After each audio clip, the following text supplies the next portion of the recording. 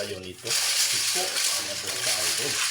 Ayan, isang pagkain buti na napakasarap para sa amin. Wala na po dito sa amin to, pero meron pa rin pong nabibili. Bibihira na, kumbaga.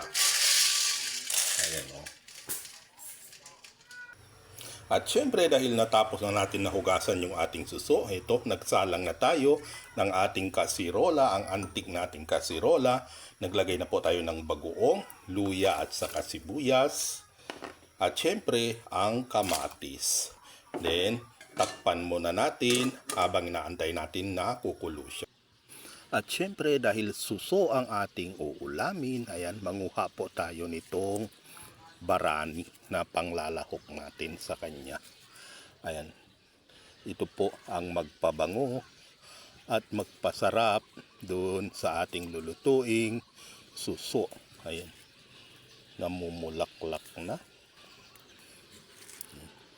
Yan, ito, lumipat po tayo sa kabilang puno para manguha ng mga ganito. Ayan. Okay na po to, madami na po yan. Ito po yung ating barani. Ayan, may mga matatanda na. Ayan, magiging binhi din po yan. Ayan, dami nating malunggay. Sagana na naman tayo sa malunggay. Ayan. Ito, mga malunggay. Magagandang dahon ng malunggay. As in, napakadami. Hindi natin nauubos. At syempre, hugasan natin itong kinuha nating barani para malinis siya. Ayan, ang bango niya, mga boss ka-idol. At fast forward tayo, mga boss ka-idol. Ayan, kumulo na ang ating isinalang. Syempre, ilagay na natin itong ating nahugasang suso. Kung ilang beses nating hinugasan, mga boss ka-idol.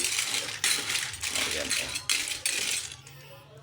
At syempre, isunod na rin natin ilagay itong barani, yung magpasarap sa ating suso. Then, takpan na naman natin. Ayan, syempre, fast forward tayo uli, mga boss ka-idol. Ayan, kumukulo na siya.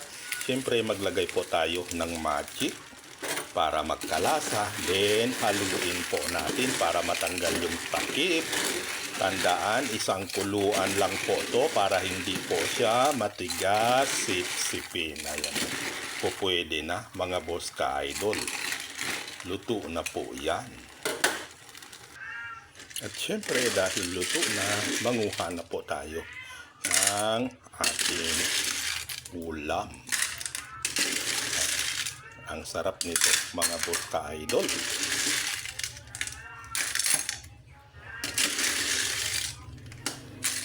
Siyempre, yung sabaw. Diba? At ito na po ang ating ulam na suso. Follow for more.